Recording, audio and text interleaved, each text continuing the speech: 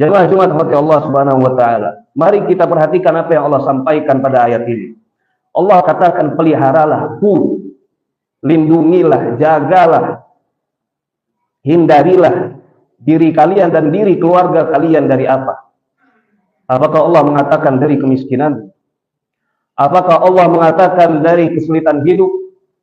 Apakah Allah mengatakan dari kelaparan?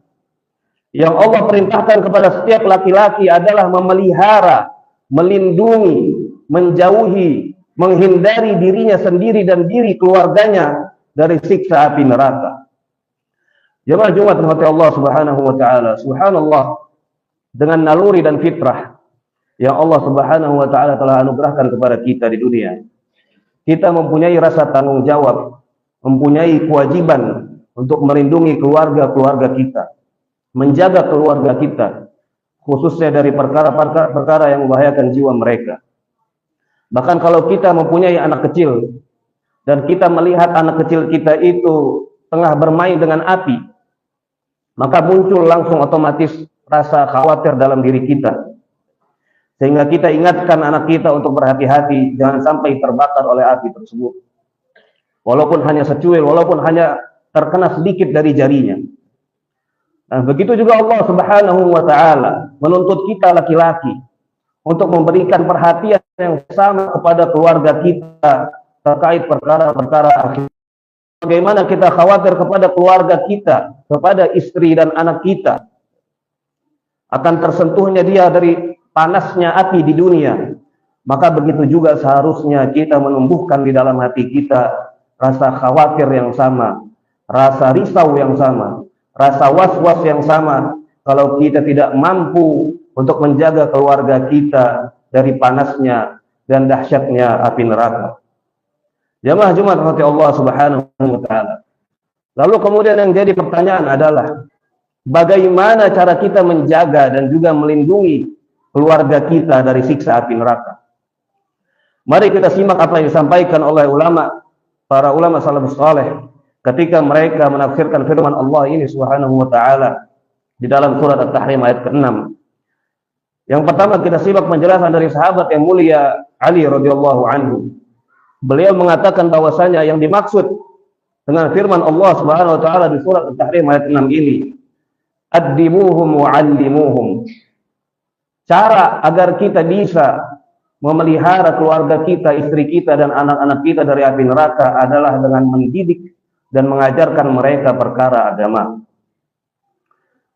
Kita perhatikan juga tafsir ulama yang lain, seorang tabi'in bernama Al-Imam Qatadah rahimahullahu ta'ala. Beliau ketika menafsirkan ayat tersebut, beliau mengatakan, ay ta'murhum bi ta'atillah. Cara agar kita memikul tanggung jawab menjaga keluarga kita dari api neraka, yang pertama adalah ta'murhum bi ta'atillah. Hendaklah kalian para laki-laki memerintahkan keluarga kalian untuk senantiasa melakukan ketaatan kepada Allah Subhanahu wa taala. Wa tanhahum an ma'siyatillah, dan kalian cegah keluarga kalian dari perbuatan-perbuatan dosa dan maksiat kepada Allah Subhanahu wa taala. Wa an taquma 'alaihim bi amrillah, dan hendaklah kalian ajarkan mereka apa-apa yang menjadi perintah-perintah Allah Subhanahu wa taala. Ta'muruhum bihi, perintahkan mereka untuk mengajarkan perintah-perintah Allah tersebut. Wa tusa'iduhum 'alaihi, dan berikan support, bantu mereka, tolong mereka untuk melakukan perintah-perintah Allah tersebut. Wa idza ra'aita lillahi ma'siyatan zajjartahum 'anha, dan apabila keluarga kalian melihat keluarga kalian melakukan kemaksiatan kepada Allah Subhanahu wa taala, maka jangan diam. Cegah mereka, halangi mereka, peringatkan mereka, sebagaimana kita mencegah anak kecil kita yang bermain api. Jemaah Jumat rahmati Allah Subhanahu wa taala. Dari sini kita dapat memahami bahwa cara kita untuk melindungi atau menjaga keluarga kita, menjaga istri dan anak-anak kita dari siksa api neraka adalah dengan cara mengajarkan kepada mereka perkara-perkara agama. Kita ajarkan kepada istri dan juga anak kita tata cara salat, tata cara beribadah kepada Allah Subhanahu wa taala. Kita ajarkan kepada mereka cara membaca Al-Quran. Kita tanamkan kepada mereka nilai-nilai Islam. Dan yang tidak kalah penting adalah kita cegah keluarga kita serta peringatkan mereka semua dari perkara-perkara yang diharamkan oleh Allah Subhanahu wa taala. Kita cegah mereka dari mengumbar apa yang menjadi aurat mereka. Kita cegah mereka dari mengumbar apa-apa yang diharamkan oleh Allah Subhanahu wa taala. Kita cegah mereka dari segala perbuatan dan juga hal-hal yang diharamkan oleh Allah Subhanahu wa taala. Ini adalah tanggung jawab kewajiban yang begitu besar, yang begitu berat. Yang kelak tanggung jawab dan kewajiban ini akan dimintai pertanggungjawabannya oleh Allah Subhanahu wa taala. Sebagaimana disabdakan oleh Rasulullah sallallahu alaihi wasallam, kullukum ra'in wa kullukum mas'ulun an ra'iyatihi war rajulu ra'in ala ahli baitihi wa huwa mas'ulun an ra'iyatihi. Setiap kalian adalah seorang pemimpin dan setiap pemimpin akan dimintai pertanggungjawabannya di hadapan Allah Subhanahu wa taala terkait orang-orang yang dipimpinnya. Dan seorang laki-laki adalah pemimpin di tengah keluarganya dan kelak dia akan dimintai pertanggungjawaban oleh Allah Subhanahu wa taala terkait anak-anak dan istrinya. Banyak dari orang tua sekarang, kita kasih contoh yang fokus pada pendidikan anak-anak.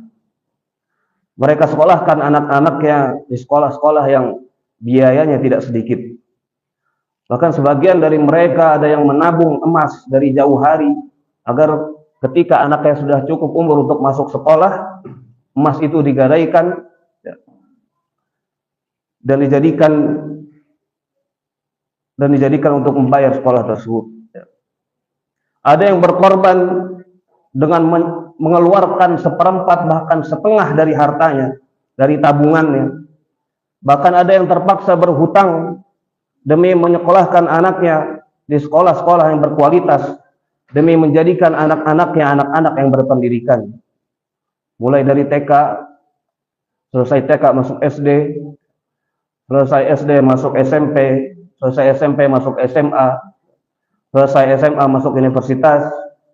Sudah masuk universitas, dibiayai uang bulanannya, dibiayai uang kosnya, dicarikan kos yang terbaik.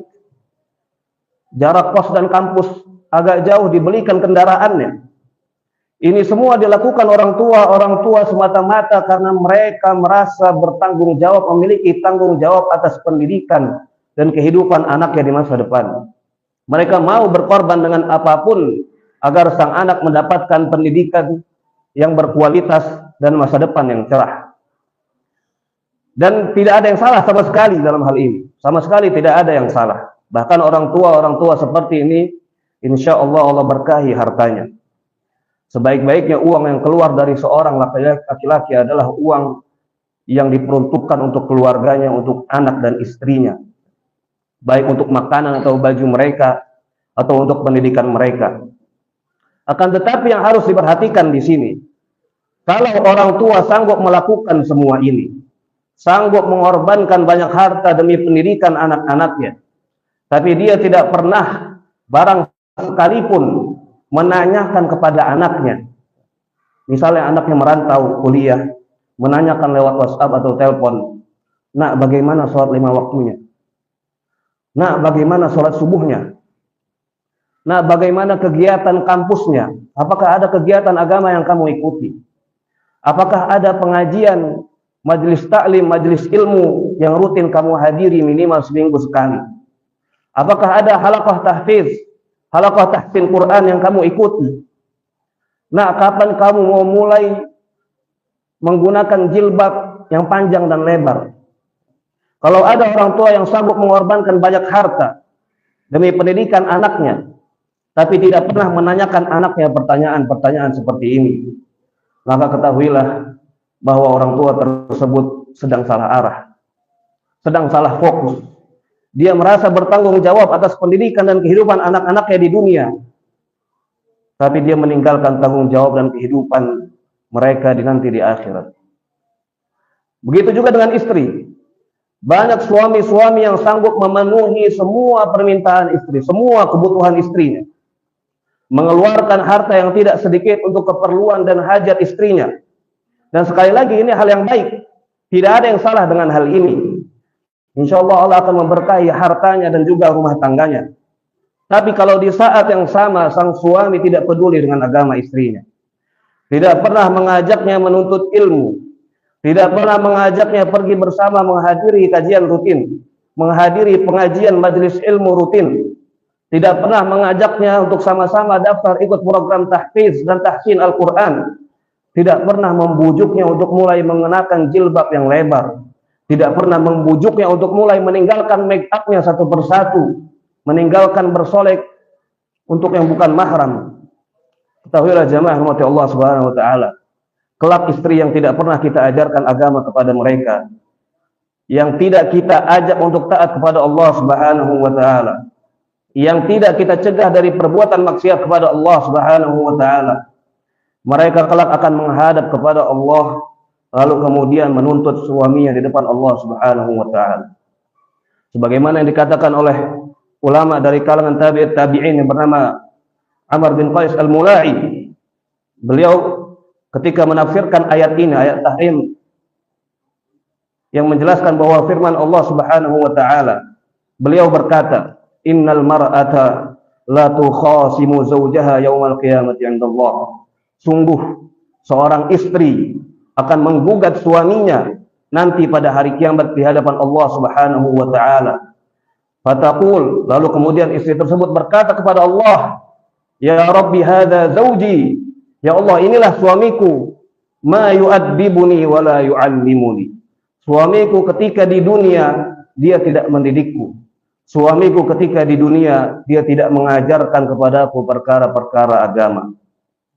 Begitu pula juga dengan anak-anak kita.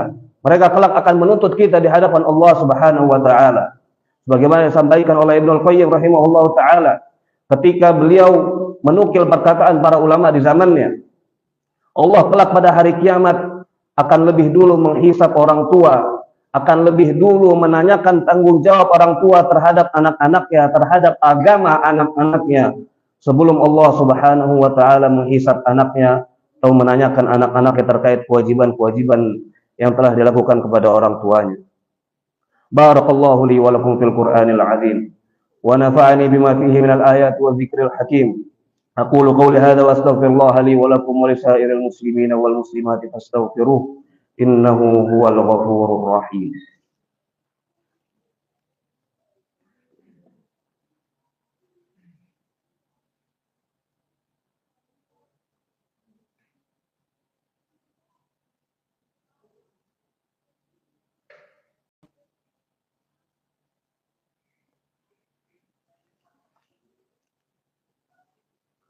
Alhamdulillah ala ihsanih wa syukru lahu ala taufiqihi wa amtinanihi wa ashhadu an la ilaha illallah wahdahu la syarika lahu ta'ziman li syanihi wa ashhadu anna Muhammadan abduhu wa rasuluhu ad-da'i ila ridwanih sallallahu alaihi wasallam wa baraka alaihi wa ala alihi wa ikhwanihi wa khillanihi wa man sara ala nahjihi wa iktafa atharuhu wa istanna bi sunnatihi ila yaumiddin.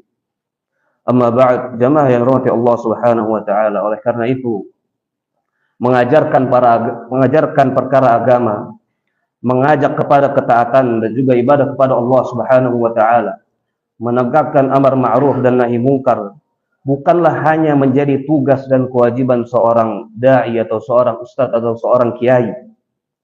Seorang laki-laki dituntut untuk melakukan hal yang sama, mengajak keluarganya untuk melakukan ketaatan kepada Allah Subhanahu wa taala, untuk mengajarkan kepada mereka hal-hal yang berkaitan tentang perkara-perkara agama mereka. Maka dalam rangka untuk bisa menjalankan kewajiban ini, memenuhi tanggung jawab ini dengan cara yang benar, dengan cara yang maksimal, hendaklah kita sebagai kaum laki-laki memulai dari diri masing-masing, memulai membekali diri kita dengan ilmu agama yang benar, dengan ilmu agama yang cukup. Ada pepatah Arab berkata, faqidu syai'i la yu'ti. Orang yang tidak memiliki sesuatu tidak akan bisa berbagi sesuatu tersebut kepada orang lain. Orang yang tidak memiliki harta tidak akan bisa berbagi harta kepada orang lain. Orang yang tidak memiliki makanan untuk hari itu tidak akan bisa berbagi makanan kepada orang lain. Begitu juga dengan ilmu agama. Orang yang tidak memiliki ilmu agama tidak akan bisa berbagi ilmu agama kepada orang lain. Maka bagaimana bisa kita, seorang laki-laki, yang bertugas sebagai kepala rumah tangga, sebagai pemimpin di tengah keluarganya, bagaimana bisa dia mengajarkan tata cara sholat kepada keluarganya kalau dia sendiri tidak punya ilmu tentang tata cara sholat yang benar? Bagaimana bisa seorang laki-laki mengajak keluarganya untuk melakukan ketaatan kepada Allah Subhanahu wa taala kalau dia sendiri tidak punya ilmu tentang ibadah-ibadah sunnah-sunnah apa saja yang disyariatkan oleh Allah dan Rasulnya? Bagaimana bisa seorang laki-laki mencegah dan melarang keluarganya dari perkara-perkara yang diharamkan oleh Allah Subhanahu wa taala kalau dia sendiri tidak mempunyai ilmu, buta terhadap perkara yang dilarang atau diharamkan oleh Allah Subhanahu wa taala? Oleh karena itu, mungkin salah satu hikmah kenapa kaum laki-laki ketika diwajibkan atasnya untuk melakukan ibadah salat Jumat, salah satu rukun daripada salat Jumat itu adalah mendengarkan khotib secara khusyuk dan fokus. Sampai Nabi mengatakan kepada orang yang tidak khusyuk mendengarkan khutbah ketika disampaikan, Nabi mengatakan orang yang bermain dengan kerikil pun, kalau di zaman kita sekarang bermain dengan tasbihnya atau bermain dengan HP-nya pada saat khotib sedang menyampaikan khutbahnya, maka pahala Jumatnya telah sia-sia. Bahkan orang yang mengingatkan orang lain untuk diam ketika khutbah sedang berlangsung, pahala Jumatnya pun telah sia-sia. Ini semua wallahu a'lam bisa jadi tujuannya adalah agar setiap laki-laki minimal sepekan sekali bisa mengupgrade dirinya dengan baik, bisa mengupgrade dirinya dengan ilmu-ilmu untuk menjadi ilmu pengetahuan agamanya. Syukur-syukur kalau dia kemudian bisa tambahkan dengan menghadiri majelis-majelis ilmu yang lain. Karena tujuannya sekali lagi adalah agar bukan ilmu ini bisa kita dapatkan dan kemudian bisa kita amalkan, lalu kemudian kita sampaikan kepada keluarga-keluarga kita, terutama kepada istri-istri dan juga anak-anak kita. Kemudian yang terakhir, selain kita bekali diri kita dengan ilmu agama, karena beratnya tugas ini, karena beratnya tanggung jawab ini, maka tentunya kita juga harus menyandarkan diri kita kepada Allah Subhanahu wa taala. Kita harus senantiasa memohon dan berdoa kepada Allah Subhanahu wa taala agar menjadikan keluarga kita, agar menjadikan istri dan juga anak-anak kita pribadi-pribadi yang senantiasa melakukan ketaatan kepada Allah Subhanahu wa taala. Kita belajar dari doa yang disampaikan oleh Nabi Ibrahim alaihissalam. Beliau berdoa kepada Allah Subhanahu wa taala, yang mana doa ini Allah abadikan di dalam Al-Qur'an. Rabbi ja'alni muqimas salati wa min dzurriyyati Rabbana wa taqabbal du'a. Wahai Tuhanku, jadikanlah aku dan juga keluargaku, keturunan-keturunanku, pribadi-pribadi yang senantiasa mendirikan salat. Rabbana wa taqabbal du'a. Ya Allah, terimalah, jawablah apa yang menjadi doa-doaku ini. Kemudian di kesempatan lain Nabi Ibrahim juga berdoa, yang mana doa ini juga Allah abadikan di dalam Al-Qur'an. Rabbi inni askantu min dzurriyyati biwadin ghairi dzi zar'in 'inda baitikal muharram Rabbana liyuqimus shalah. Wahai Tuhanku, sungguh telah aku tinggalkan sebagian dari keturunanku di sebuah lembah yang tidak tumbuh-tumbuhan di situ. Lalu kemudian beliau berdoa, Rabbana liyuqimus shalah. Ya Allah, jadikanlah mereka termasuk orang-orang yang senantiasa mendirikan salat. Begitu juga dengan sebuah doa yang mungkin kita hafal semua, tapi mungkin sebagian dari kita tidak memahami maknanya, yaitu doa yang Allah sebut di dalam firman-Nya, Rabbana hab lana min azwajina wa dzurriyyatina qurrata a'yun. Wahai Tuhan kami, berikanlah kepada kami melalui istri-istri kami dan keturunan-keturunan kami qurrata a'yun, penyujuk mata atau penyujuk pandangan. Al-Imam Hasan Al-Basri ketika ditanya terkait makna dari qurrata a'yun atau penyujuk mata, penyujuk pandangan, beliau ditanya apakah penyujuk pandangan ini khusus nanti di akhirat atau ini bisa terjadi di dunia. Kata Imam Hasan Al-Basri, dia mengatakan selain nanti di akhirat, Allah mendahulukan pemberian ini kepada hambanya ketika dia berada di dunia. Yaitu kapan? Yaitu ketika Allah memperlihatkan kepada seorang hamba muslim bahwasanya istrinya, bahwasanya anak-anaknya bahwasanya kerabatnya, orang-orang sekitarnya yang dia cintai tumbuh dan hidup dalam ketaatan kepada Allah Subhanahu wa taala. Jamaah Jumat rahmati Allah Subhanahu wa taala. Ketahuilah bahwa Allah Subhanahu wa taala telah memerintahkan kita untuk melakukan suatu amalan yang sangat mulia. Saking mulianya Allah sendirilah yang melakukan terlebih dahulu amalan tersebut. Lalu setelah itu Allah suruh para malaikatnya untuk melakukan amalan tersebut. Dan yang terakhir Allah menyuruh kita sebagai hamba-hambanya untuk melakukan amalan agung ini. Allah Subhanahu wa taala berfirman, "Innallaha wa malaikatahu yusholluna 'alan nabi." Sesungguhnya Allah dan para malaikatnya senantiasa bersalawat kepada Rasulullah sallallahu alaihi wasallam. Ya ayyuhalladzina amanu, wahai orang-orang yang beriman, sallu alaihi wa sallimu taslima. Bersalawatlah kalian kepadanya dan ucapkan salam sebaik-baiknya salam. Sebagaimana Rasulullah sallallahu alaihi wasallam pernah bersabda, "Man shalla alaihi salatan wahidatan, sallallahu alaihi biha 10 salawat." Barang siapa yang bersalawat kepadaku satu salawat, Allah akan bersalawat kepadanya 10 salawat. Maka marilah kita memperbanyak salawat kepada Nabi sallallahu alaihi wasallam sebagai bentuk ketaatan, sebagai bentuk kecintaan kita kepada beliau. Allahumma shalli wa sallim wa barik wa an'im ala 'abdika wa rasulika nabiyyina wa sayyidina wa qudwatina Muhammad wa ala alihi wa azwajihi wa dhurriyyatihi at-tayyibin at-tahirin wa sa'iri sahabatihi al-kiram al-abrar wa khassa minhum Abu Bakr as-Siddiq wa Umar al-Faruq wa Utsman dzan-Nurain wa Aliyan al-Hasanain wa tabi'in lahum bi ihsanin ila yaumiddin. Allahumma ighfiril muslimina wal muslimat wal mu'minina wal mu'minat al-ahya'i minhum wal amwat innaka sami'un qaribun mujibud da'wat ya qadiyal hajat. Allahumma a'izzal Islam wal muslimin wa adhil asy-syirka wal musyrikin wa dammir a'da'aka a'da'ad din waj'al biladana aminatan mutma'innatan wa sa'ira biladil muslimin.